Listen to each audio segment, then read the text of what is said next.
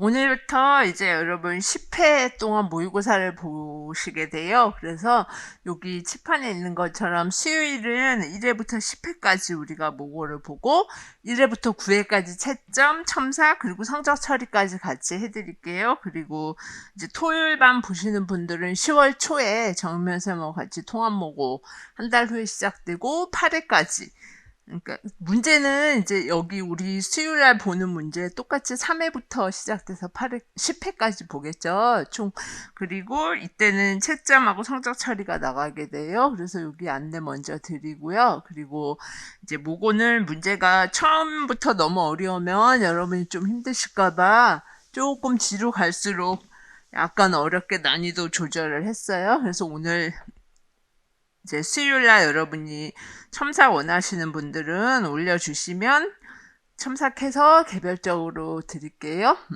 더 시험 모고 때 7월 8월 많이 여러분 이제 최종적인 문제 많이 풀면서 고생하셨죠. 그래서 모고 때는 이제 그 처음이신 분들은 이렇게 시험 채점지가 답안지가 4줄로 주어지죠. 그러면 여기 줄 무시를 하고 이렇게 그쵸? 그래서 보통 수교는 6에서 8줄, 4줄만 가끔 이제 처음이신 분들은 줄이 있으니까 4줄만 쓰시는데 절대 안 돼요. 그래서 문제에 따라서 좀 짧고 길고가 정해지겠지만 6에서 8줄 정도로 완성한다고 생각하세요.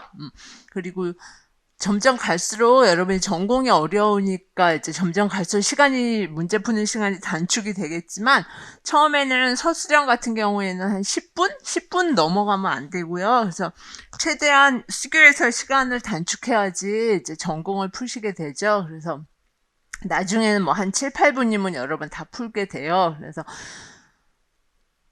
문제가 실제 기출보다는 조금 어렵게 다가올 수 있어요, 여러분이. 왜냐하면 이제 어려운 문제를 많이 대해봐야지 나중에 실제 시험에 가면 그 문제 난이도가 굉장히 자신감을 가지고 여러분이 문제를 쉽게 푸실 수 있게 되거든요. 그래서 수교에서는 24점 만점에서 여러분 22점 이상을 꼭 목표로 해주시고 이렇게 모고를 푸시고 해설하고 뒤에 이제 관련 이론이 있고, 뭐 1번 문제 이러면 1번 문제에 해당하는 이론이 있고, 관련 문제를 이제 7, 8월 문제에서 또 한 문제를 추가했어요. 그러니까 모의고사 문제는 굉장히 작죠. 그러니까 문제 수가 7문항밖에 안 되니까 여러분이 7문항을 더 푸신다고 생각을 하시고, 근데 그 7문항을 관련 문제를 드린 거는 모의고사 문제 똑같이 시간 안배가 조정된 문제가 아니기 때문에 그러니까 모고 문제처럼 푸시기에는 시간이 조금 더 많이 걸리실 수 있어요. 그래서 모고 문제처럼 시간 암배하셔가지고는 안 푸셔도 되고 하지만 관련 문제니까 이론을 암기하시고 오늘 이제 시험을 보셨으니까 여러분이 먼저 해설을 들으시죠. 그리고 이론을 공부하시고 요 뒤에 보시면 이렇게 해설 뒤에 제가 해설에서 이렇게 해설이 있죠. 그리고 해설 뒤에 가면 채점 기준표가 있어요. 여러분이 혼자서 채점하실 수 있게 채점 기준표가 있고 채점 기준표를 설명을 드릴 거고 그리고 뒤에는 각 문항별로 이론 우리가 1번이 아포스 이론이었으면 아포스 이론에서 여러분이 꼭 알아 놓으셔야 되는 내용 반드시 암기하셔야 되는 내용을 뭐 이론을 다 설명드리지는 않지만 중요한 거는 설명을 드리죠. 그리고 뒤에 이론이 다 끝나고 나면 이제 관련 실전 문제가 한 문제씩 있어요. 그래서 여러분이 오늘 시험을 보셨으면 해설을 이제 들으시죠? 지금 해설을 들으신 다음에 이론을 공부를 하시고 다시 문제를 풀어보세요. 이론을 공부하시고요. 다시 문제를 풀어보셔서 내가 어떤 게 틀렸는지 어떤 걸 내가 아직 못 외우고 있는지를 다시 이렇게 마킹해서 체크를 꼭 해놓으세요. 그래서 문제를 내가 틀린 거를 다시 이 문제가 변형돼서 나왔을 때 절대 틀리면 안 되니까 그런 게 중요하잖아요. 그쵸? 그래서 꼭 다시 한번 문제를 풀어보셔야 돼요, 오늘. 자, 1번부터 먼저 하면은 1번은 이제 기입형이죠. 그쵸? 그래서 기입 2문항, 서술 4문항인데 기입 2문항, 서술 5문항이죠.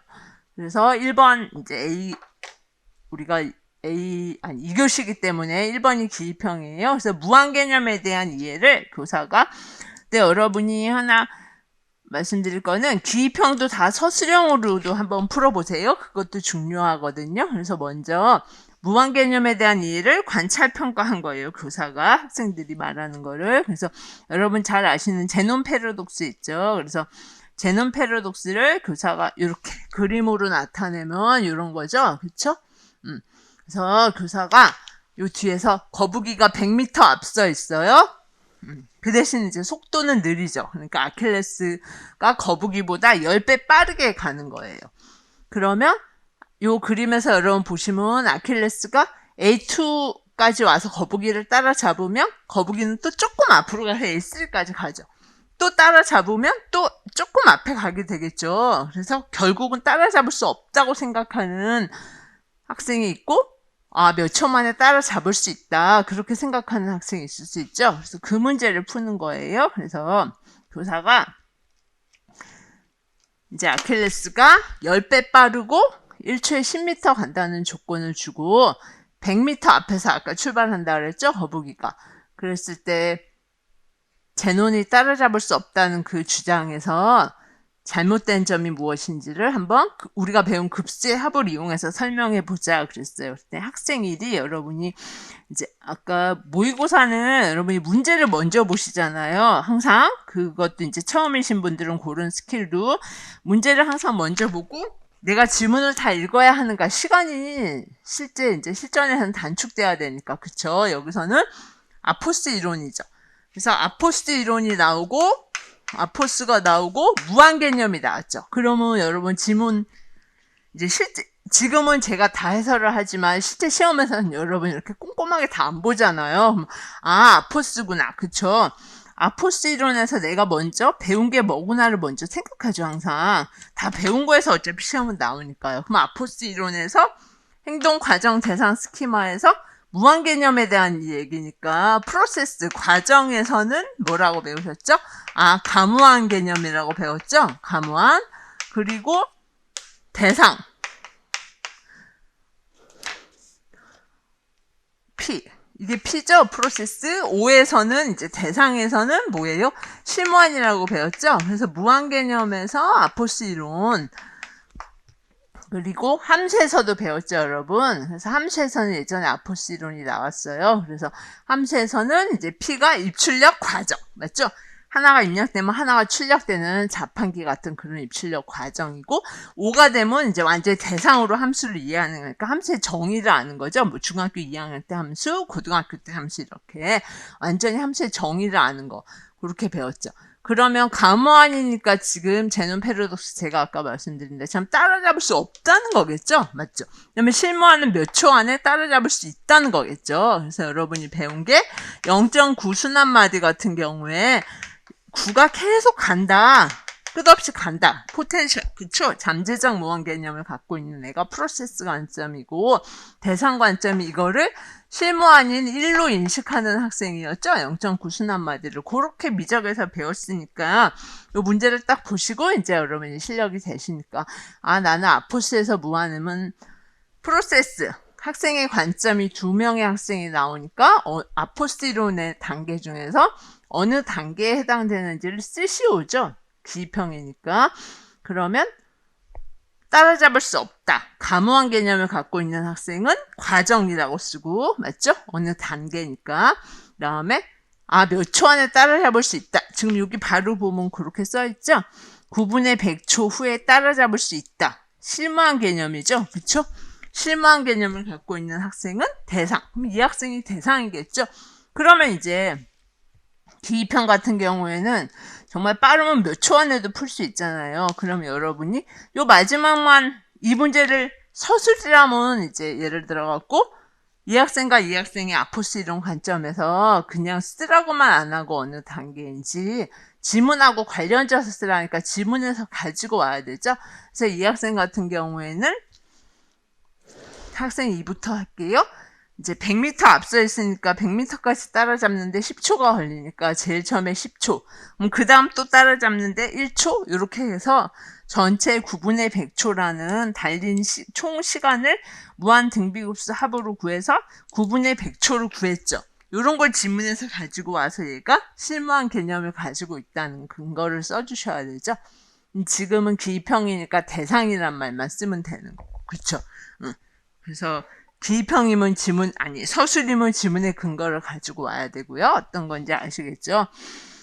그러면 학생 1은 당연히 이제 가무한, 따라잡을 수 없다는 거잖아요. 그래서 학생 1의 얘기를 들어보면, 이렇게. 아까 그림에서 여러분 보시는 것처럼, 따라잡으면, 여기서 그림에서, 그쵸? A2까지 따라잡으면, 또, 거북이는 조금 더 앞서서 A3까지 가 있을 거고, 또 따라잡으면 또 가고, 또 따라잡으면 또 가고, 이런 식으로 해갖고, 결국, 얘 말처럼, 학생 1 말처럼, 이렇게 계속하면, 간격은 점점 좁혀지죠. 따라잡을 간격은. 하지만, 거북이는 조금이라도 앞서 있다. 그래서 따라잡을 수 없다. 맞죠? 그게 가무한 개념이죠. 우리가 0.9가 이게, 처음엔 0.9였는데 조금씩, 맞죠? 조금씩 아주 이런 식으로, 그치 학생이 아주 조금씩 계속 더해 나간다. 얘하고 지금 말이 같은 개념이죠. 따라잡는데 또 조금 따라잡으면 또 앞서니까 간격은 계속 줄지만 결국 따라잡을 수 없다. 가무한 개념. 이런 거를 지문에서 서술이면 근거로 가지고 오시고 얘가 아포스 이론 관점에서 과정이라고 써주셔야 되죠. 얘가 가무한이란 말도 꼭 써주시고. 그래서 이거는 아포스 이론을 묻는 문제예요. 그래서 여기 과정 대상 이렇게 쓰셔야지 1.1점 정확하게. 그리고 여러분이 이제 내가 혹시 오늘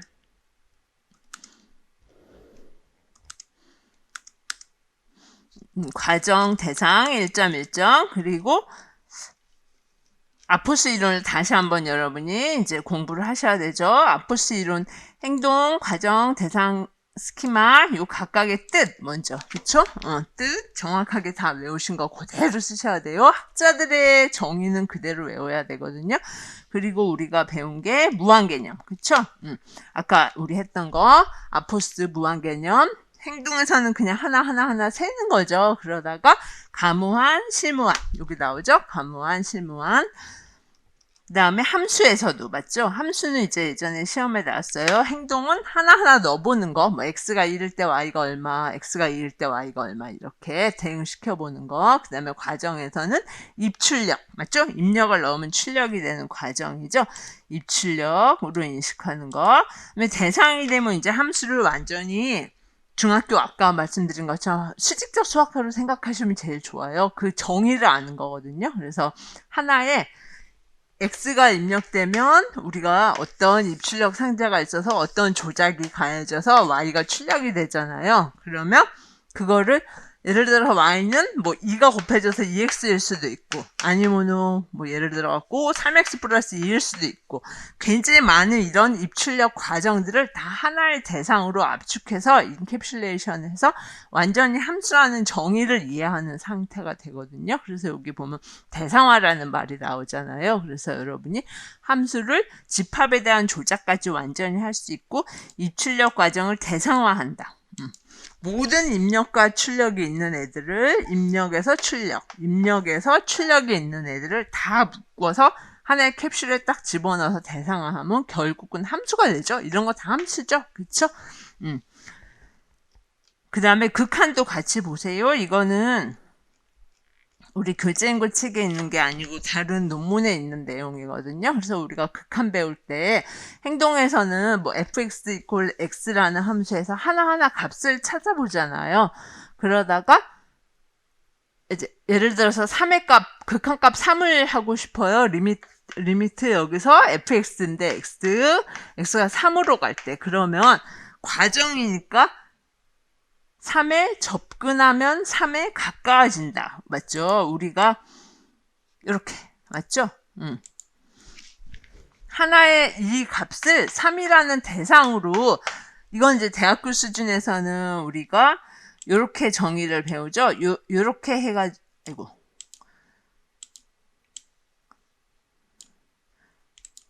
엡실론 델타 정의로 이렇게 해갖고 하나의 완전히 이걸 대상화해서 3으로 인식하지만 고등학교 애들은 이런 정의는 쓰지 않죠. 고등학교 수준이라면 이렇게 그냥 우리 극한의 정의로. 그런데 이거를 그래프나 뭐 엑셀 같은 걸 통해서 이렇게 해서 왜 우리 고등학교 때 보면 그래프를 통해 직관적으로 이야기하잖아요. 그래서 이렇게 3에 가까이 갈 때, 그쵸? 3에 가까이 갈 때 어느 값에 가까이 가는지, 3에 접근할 때 3에 fx가 가까이 간다. 이렇게만 이해하는 거는 과정이죠. 그런데 그 접근하는 값을 3으로 딱 인식하는 수준이 이제 대상 수준이 되는 거죠. 스키마는 스캔펠 스키마처럼 행동, 과정, 대상이 다 연결된 하나의 개념 체계가 되는 거예요. 그래서 시험에서 가장 많이 나오는 게 과정하고 대상이라고 여러분이 보시면 되거든요. 그래서 아포스로 우리가 여기다 개념 정리해드린 거 다시 한번 보시고 서술형으로도 풀어보시고 그 다음에 이제 실제하고 똑같이 하기 때문에 5번 6 이렇게 3, 4는 전공 기입이고 그 다음에 5번이 우리 서술, 수교 서술로 이렇게 했어요. 그래서 문제 보시면 프로이덴탈에서 사고 실험에 대한 거예요. 그러면 여러분이 안내된 재발명 원리에서 사고 실험이 나왔다는 거 생각하고 수업 내용에 대한 사고 실험과 수업 장면에 대한 사고 실험이 있겠구나 생각하시면서 밑에 문제를 보겠죠. 그러면 여기서 사고 실험을 통해서 얻을 수 있는 의의를 두 가지 쓰라는 거예요. 맞죠? 그러면 당연히 수업 내용에 대한 사고 실험하고 장면에 대한 사고 실험 두 가지겠죠? 맞죠? 그 다음에 그런데 여기서 위 가상 대화의 근거에서 그러니까 그냥 의의를 쓰는 게 아니라 대화를 인용을 해주면서 의의를 쓰는 거죠. 그 다음에 기억에 대해서 사고 실험 내용을 쓰는데 수업 내용, 그러니까 수업 장면에 대한 사고 실험이 아니죠. 수업 내용을 쓰라는 거죠. 내용에 중점을 두고 쓰라는 거죠. 그러면 의의는 당연히 수업 내용과 수업 장면에 대한 사고 실험에서 가지고 오겠다는 걸 보시고 지문을 보시면 이제 절대부등식 문제죠. 그러면 이거는 쉽잖아요. 그래서 여러분이 이렇게 절대부등식을 증명하는 문제예요.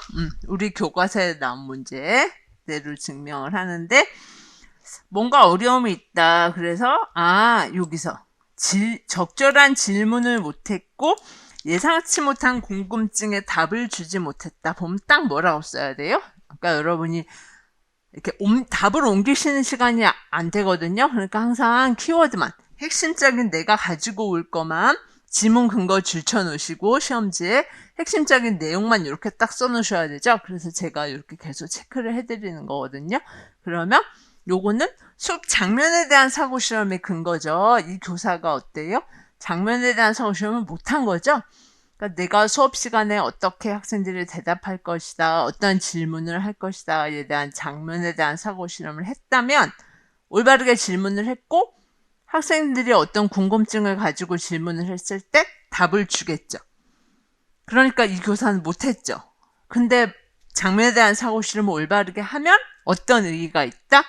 적절한 질문을 하고 궁금증에 답을 잘 주고 하는 게 의의잖아요. 그렇죠? 그래서 어떤 질문을 했냐면 대수적으로 이 우회처럼 이렇게 증명을 하는 경우에는 직관적으로 이해하기가 좀 어려우니까 다른 방법으로 질문을 어떻게 증명을 하는지, 그쵸? 다른 방법으로 증명하는 거에 대해서 학생이 질문을 한 거예요. 그래서 이 김교사가 기하적인 의미, 여기 힌트를 보면 어느 수학자의 접근 방법, 요 말만 딱 보면 여러분 뭐죠? 키워드가 수업 내용에 대한 사고 실험이죠. 어떤 수학사의 흐름대로 수업을 가르치거나 수학자의 어떤 방법, 맞죠?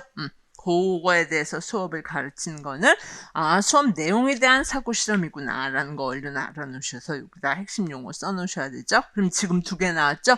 내용에 대한 사고 실험하고 장면에 대한 사고 실험 나왔죠. 그리고 이거는 이 그림 말고도 많아요. 그래서 여러분이 가지고 계신 고등학교에서 이게 수화연산 파트에서 이제 절대부등식 있죠? 고등학교 1학년 교과서에서 절대부등식 파트 보면 여러 가지 절대부등식 많잖아요, 우리. 그래서 절대부등식을 대적으로 증명하는 거 말고 기하적으로 증명하는 게 여러분이 그냥 여러 교과서 안 보셔도 되고 여러분이 가지고 계신 교과서에서 어떤 기하 그림에서 나오는지 한두 개 정도는 알아두시는 게 좋거든요. 그래서 가끔 이렇게 기하 그림을 그리라는 시험 문제가 나올 수도 있어요. 그래서 여기서 지금 산술기하를 증명하는 직관적으로 이해하는 기하 그림을 그리고 증명하쇼 하면 이 그림 그리고 증명하면 되죠, 여러분. 이 그림 말고도 뭐 다른 그림도 있지만. 그래서 그렇게도 같이 알아놓으세요. 그래서 여기서는 이제 요거에 대해서 수업 내용에 대한 사고 실험을 하는 거죠. 그래서 요 문제로 하면은 사고 실험이 의 두 가지를 쓰는 거니까 장면과 관련된 사고 실험 하나 쓸 거고 내용과 관련된 사고 실험 하나 쓰겠죠. 그쵸? 그래서 여러분이 외우신 거 그대로 쓰는 거예요. 장면과 관련된 사고 실험은 신론에서 어떻게 외우셨죠? 학생 한 명 혹은 한 그룹의 학생도 되고 그래서 학생의 반응을 생각하면서 내가 이렇게 질문하면 학생들이 이렇게 답하고 또 질문하면 어떻게 답할 것이다. 그렇게 머릿속에서 여러분이 수업 시나리오, 장면을 사고 실험하는 거죠. 그래서 수업 시간에 그렇게 되면 어떤 의의가 있다? 학생들한테 적절하게 질문을 하고 예상치 못한 궁금증에 답을 줄 수 있는 거죠. 근데 의의를 그냥 의의만 쓰면 요거만 쓰면 되겠지만 지문과 관련해서 이 지문과 관련해서 써야 되니까 아까 지문에서 인용을 해와야 되죠. 이 교사처럼 대적인 증명 말고 직관적으로 학생들이 증명하는 방법을 물어봤는데 답을 이 교사는 못 줬죠. 근데 장면과 관련된 사고 실험을 하면 적절한 답을 맞죠? 못하는 상황이 안 나타나겠죠? 혹은 적절한 답을 할 수 있다. 이렇게 써주면 되죠. 지문의 근거를. 그리고 우리 외운 거. 그다음에 수업 내용과 관련된 사고 실험은 요거. 그쵸? 우리 외운 거. 어떤 수학 개념이 어떻게 발명되었는지 혹은 지금처럼 뭐 대수적 말고 기하적으로 수학적 방법을 개선한 수학자에 대해서 알게 되는 거죠. 수업 내용을 살펴보면. 그래서 수학자가 발명한 수학 개념, 수학적 방법을 잘 이해해서 뭐 수학자의 접근 방법처럼 설명할 수 있게 되는 거죠. 그래서 그냥 의의만 쓰면 그래서 여러분이 요거 1점 썼느냐 1점 채점할 거고 요거 1점 채점할 거예요. 그리고 지문 근거 2개 갖고 온 거 이제 보통 지문은 잘 가지고 오시니까 합해서 1점 2개. 그래서 절대부등식을 직관적으로 잘 이해할 수 있게 수학자의 접근 방법에 따라 설명하게 되는 거죠. 지문에서. 그리고 그 니은에서 절대부등식을 기하적으로 증명하는 수업 내용 사고 실험 쓰라 그랬죠. 그거는 요거 쓰는 거. 큰 정사각형의 넓이. 이건 쉽죠? 그쵸? 큰 거 넓이. a 플러스 b 제곱. 그 다음에 작은 거 넓이 a 마이너스 b 제곱. 여기서 그림에서요. 여기서. 그쵸? 큰 거 넓이 a 플러스 b의 제곱이죠. 그 다음에 작은 거는 어때요? 요 안에 하얀 거 그죠? a 마이너스 b의 제곱이죠.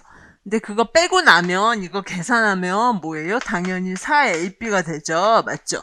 어떤 의미인지 알겠죠? 빼고 나면 안에 가운데 하얀 게 남아야 될 텐데 결국 이거 계산하고 나면 4ab잖아요. 그러면 그 4ab라는 거는 여기서 빨간 직사각형의 넓이가 되는 거죠. 그래서 이렇게 큰 거에서 작은 거를 빼고 나면 빨간 직사각형 4개의 넓이가 되잖아요. 맞죠? 그러니까 항상 a 플러스 b 제곱은 4ab보다 크거나 같을 수밖에 없게 나오게 되겠죠. 맞죠?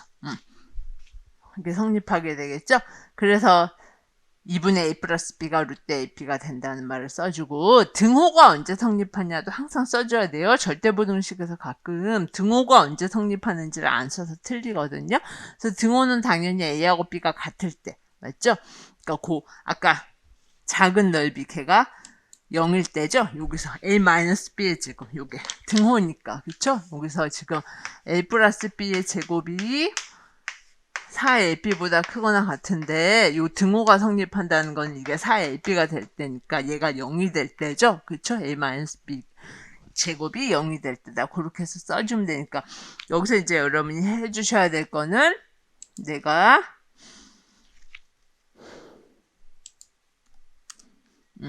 아까 채점 요소에서 사고실험 2개 정확하게 이론을 외우고 있는지 수업 내용 사고실험 1점, 장면 사고실험 1점, 지문 근거 1점, 절대부등식 1점 그렇게 들어가요. 그리고 여러분이 이제 외우셔야 될 이론이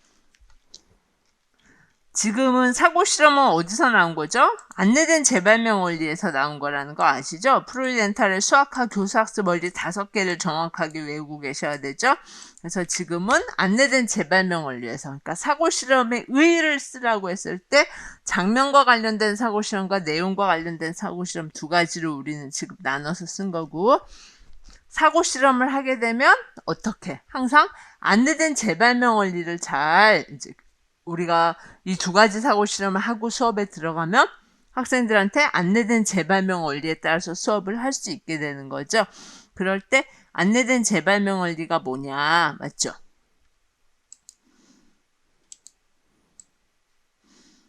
여기서 안내된 재발명 원리에서 여러분들이 요 내용은 이제 그대로 다 암기하실 필요는 없죠. 그래서 여러분이 암기하셔야 될 내용은 요거를 보통 많이 암기하시고 계실 거예요. 그러니까 재발명이니까 수학자의 학습 과정을 따라는 가는데 그대로 따라가지 않고 수정된 방식으로, 그래서 역사 발생자 원리에 따라서 가르치는 내용이 안내된 재발명 원리잖아요. 그래서 수학자, 인류라는 수학자의 학습 과정을 수정된 방식으로 따라가니까 학습자에게 수학의 활동에 재발명, 안내된 재발명이죠. 그렇죠? 재발명을 경험시키자는 원리다. 그래서 재발명을 가능하게 하려면 사고 실험이 필요하다. 뭐 안내된 재발명 원리의 뜻을 쓰시오 이렇게 시험에서는 절대 안 나와요. 어떤 지문을 주고 이 교사 지문을 안내된 재발명 원리와 관련돼서 설명하라고 그랬을 때 여러분이 이 교사가 오늘 한 것처럼 수업 장면과 관련된 사고 실험하고 수업 내용과 관련된 사고 실험을 잘 했는지를 파악하시면 되거든요. 그래서 뭐뭐의 뜻을 쓰시오 이렇게는 거의 요즘에는 특히 뜻 같은 경우에는 뭐 1점 정도 나올 수도 있어요. 그러니까 암기는 당연히 하셔야 되죠. 근데 지문과 관련해서 쓰라는 게 훨씬 많이 나오게 되니까 점수 비중도 높고요. 이렇게 안내된 재발명 원리를 지문하고 관련돼서 썼을 때는 항상 지문에서 지금처럼 장면과 관련된 사고 실험을 했는지 지문 근거 이론, 내용과 관련된 실험을 했는지 지문 근거 이론. 그래서 이게 중요하다는 거예요. 그리고 그 뒤에는 이제 다른 수학학 교수학습 원리를 써드렸거든요. 반성적 사고의 원리, 현실과 결부된 수학의 원리, 심상 구성의 원리, 전형적인 보기를 통한 개념 지도의 원리. 이 5개는 다 정확하게 알고 계셔야 되는 거죠. 그래서 프로이덴탈의 수학학 교수학습 원리 5개를 우리가 이제 정리해 본 거예요. 지금 문제를 통해서는. 그래서 여기서는 여러분들이 아까 말씀드린 것처럼 절대부등식, 지금 이 수학학 교사학습 원리 안내된 재발명 원리 말고 이 문제를 통해서 파생될 수 있는 문제가 절대부등식의 기하 그림을 그리고 증명하는 것까지 같이요. 그렇게 같이 알아놓으셔야 돼요.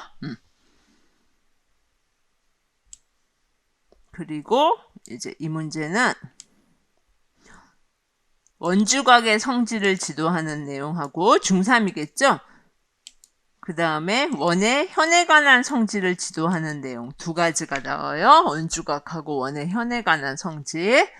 그리고 문제를 보시면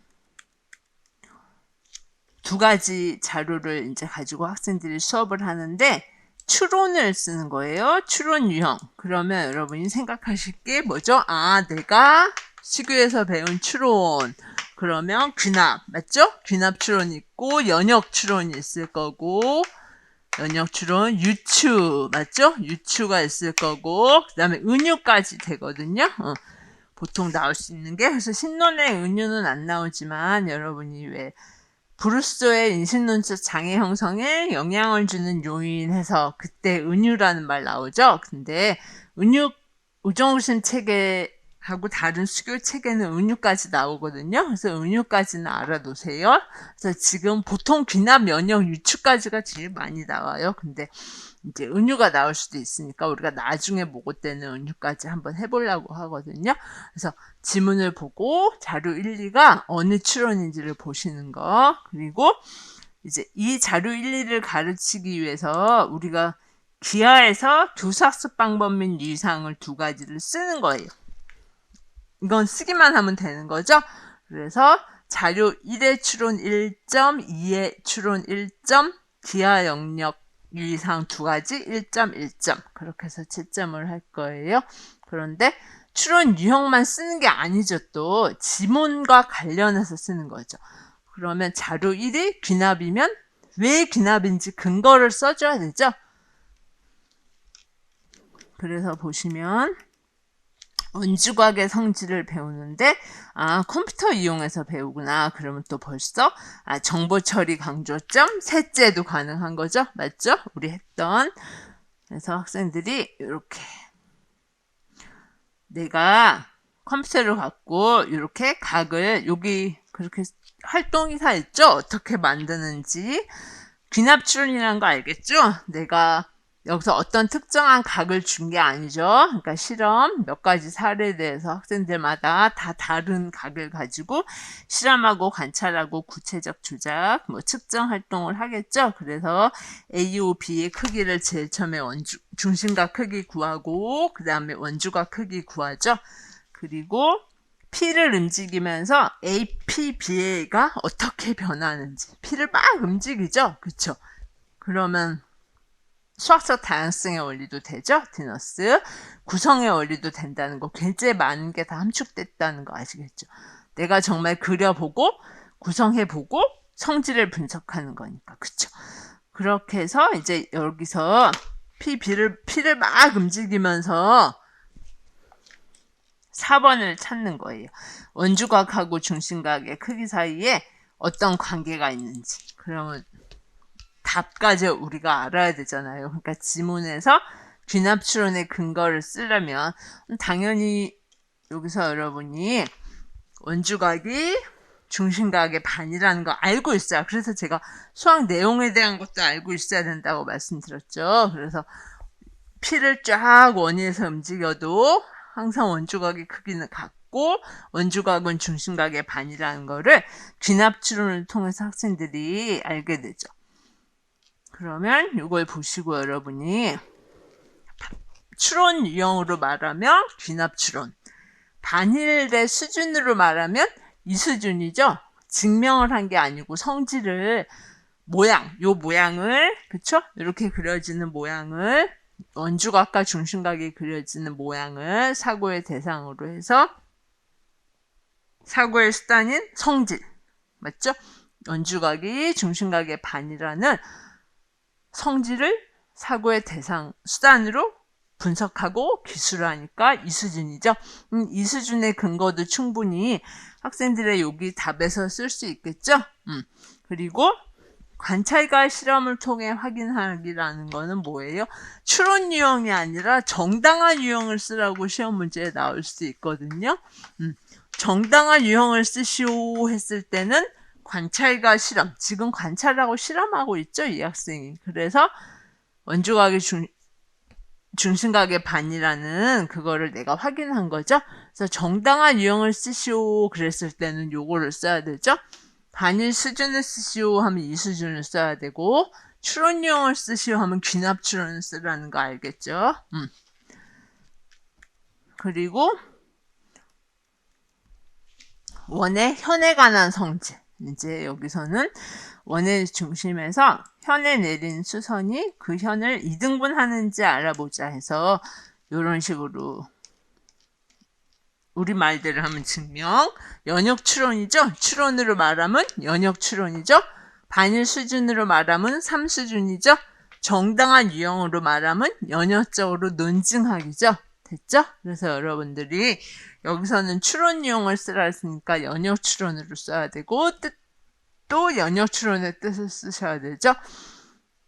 그리고 반대로 이거를 지금 원에 교과서에 보시면 현에 관한 성질이거든요. 이것도 당연히 3수준 갑자기 배우는 게 아니라 당연히 2수준에서 배우겠죠? 그럼 중3 교과서를 찾으셔서 수업 내용을 내가 모르는 게 뭔지 다 해드릴 수는 없을까? 수업 내용 같은 경우에는 여러분들이 개인적으로 나 이거 모르겠다. 그럼 수업 내용을 꼭 보셔야 돼요. 그래서 귀납추론으로 어떻게 배우는지, 그러니까 귀납추론 2수준. 관찰과 실험을 통해 확인하기로 배우는 것도 꼭 알아놓으셔야 돼요. 여기서도 마찬가지죠. 원주각도 마찬가지로 지금 여기는 귀납추론이고 2수준이잖아요. 그러면은 당연히 교과서에는 연역추론 3수준이 밑에 나오겠죠. 그래서 중3 교과서를 보셔갖고 이거는 원주각이나 원의 현에 관한 성질 같은 거는 중요한 내용이니까 수업 내용도 내가 같이 여러분이 보셔야 돼요. 그래서 모의고사가 문제수가 적다고 공부할 게 적은 게 절대 아니거든요. 그래서 일주일에 이틀 정도는 수교 공부하셔야 되니까 여러분들이 오늘 가셔갖고 요 답 맞은 데서 끝나시면 절대 안 돼요. 항상. 굉장히 많은 내용들이 함유되고 있는 거거든요. 그래서 이제 귀납추론 뜻은 당연히 아시잖아요. 맞죠? 귀납추론 뜻 우리가 외우고 있는 거. 근데 지문이 왜 귀납추론인지 이제 지문에서 근거를 써야 되죠. 그쵸? 근데 하나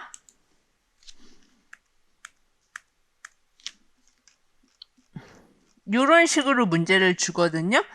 추론 유형을 지도 내용과 관련하여 서술하시고 지문이 대부분 이렇게 많이 출제가 돼요. 그러면 지금 귀납추론이죠. 그러면 뭐뭐와 관련하여 이러면요. 지문을 인용해 온 다음에 뜻, 귀납추론의 뜻을 이거를 인용을 먼저 하고 귀납추론의 뜻을 쓰셔도 되고 됐죠?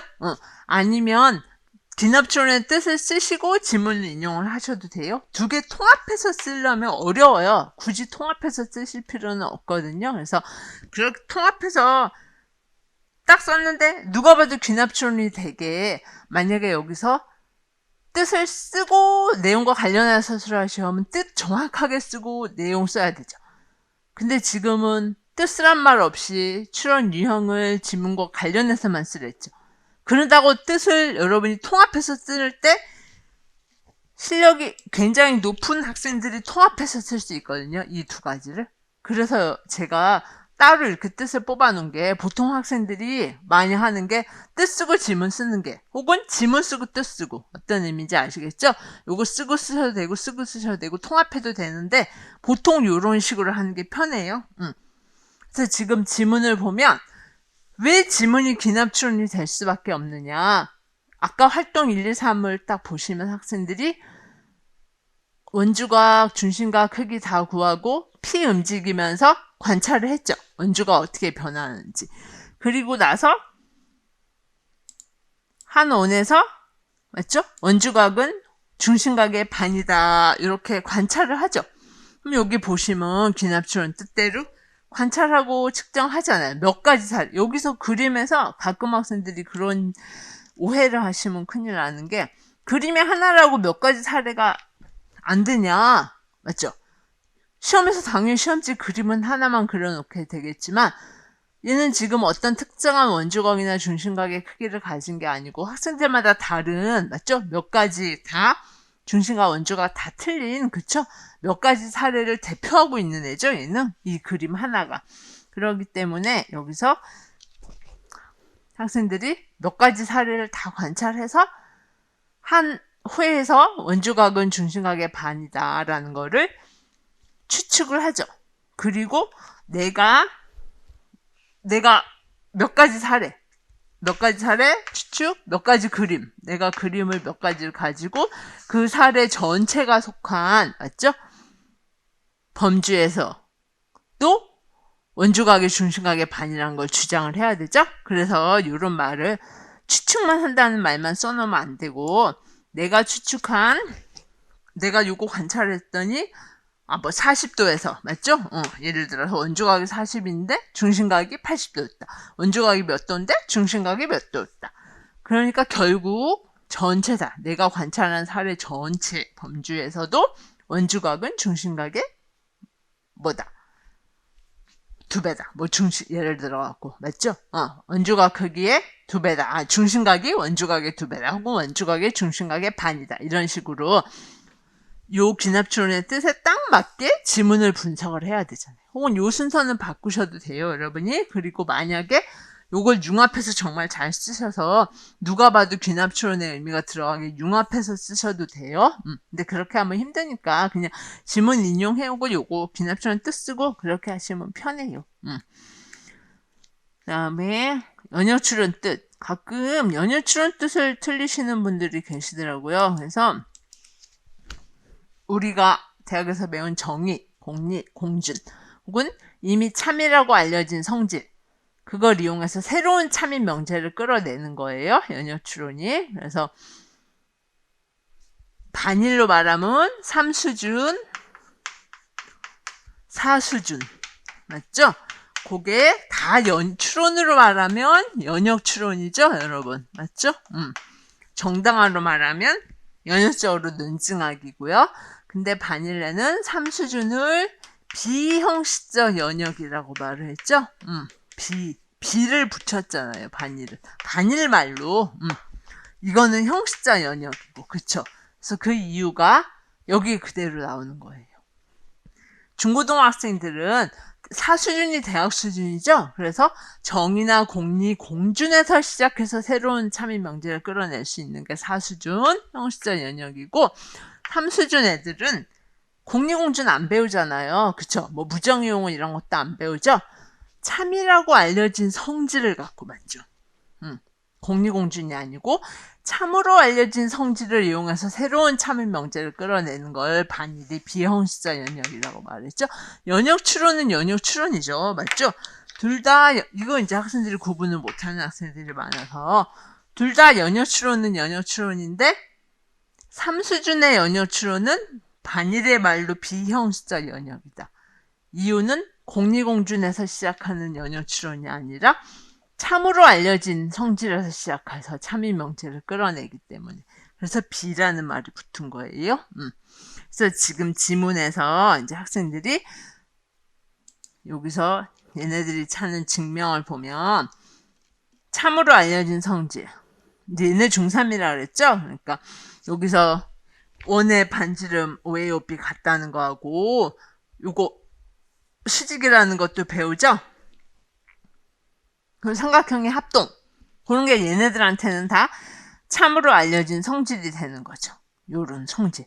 그래서 참으로 알려진 성질에 의해서 새로운 참인 명제인 원의 중심에서 현에 내린 수선은 그 현을 이등분한다라는 거를 학생들이 끌어내고 있기 때문에 연역추론이라는 거죠. 그래서 귀납추론 되게 굉장히 잘하는데 연역추론을 틀리는 경우가 있어요. 그래서 요거 다시 한번 체크해 놓으시고 혹시 귀납추론도 정확하게 뜻 내가 틀렸나? 그런 거 다시 한번 꼭 체크를 하세요.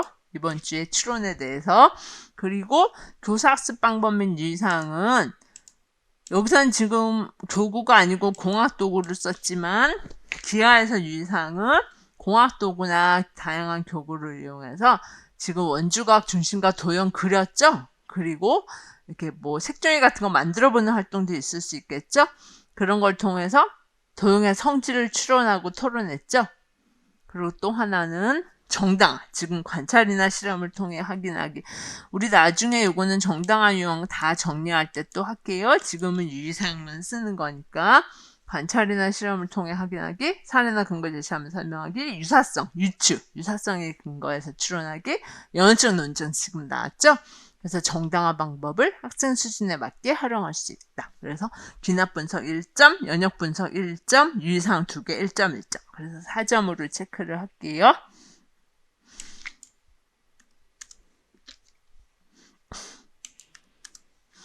그리고 여기 이제 해설 뒤에 보면 귀납추론 뜻 써놨고 예시 우리 뭐 교과서에 피타고라스 정리 갖고 제일 많이 나오잖아요. 그래서 피타고라스 정리 갖고 예시 써놨어요. 그리고 특성 귀납추론은 뜻만 말고 특성도 꼭 알아놔야 되죠. 여러분 굉장히 중요한 거죠. 시험에 이번 주에 이제 특성까지 같이 외우셔야 되죠.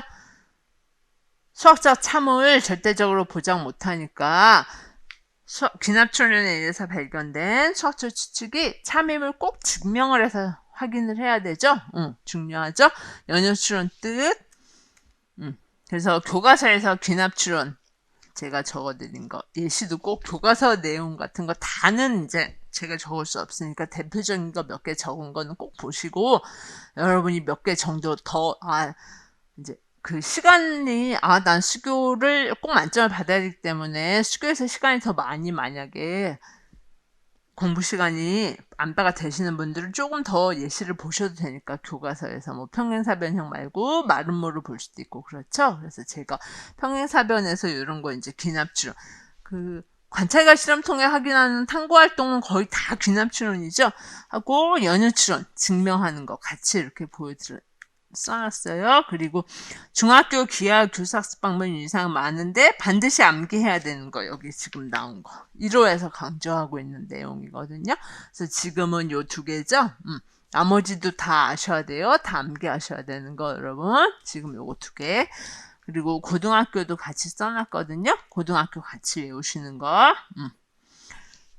뭐 이런 거는 안 외우셔도 돼요. 이런 거는 잘 시험에 안 나와요. 뭐뭐뭐뭐는 다루지 말라는 거 하고 뭐뭐뭐뭐는 교사학습 상황에서 뭐 사용할 수 있다. 어떤 용어 같은 거 있잖아요. 이런 거는 시험에 안 나오거든요. 그래서 이런 거는 이제 안 외우셔도 돼요. 그리고 이제 그렇게 되면은 기입 하나 하고 서술 2개. 2교시가 끝난 거예요. 네. 그 다음에 이제 좀 아니야. 바로 3교시 해설할게요. 여기까지 2교시 마무리할게요. 네.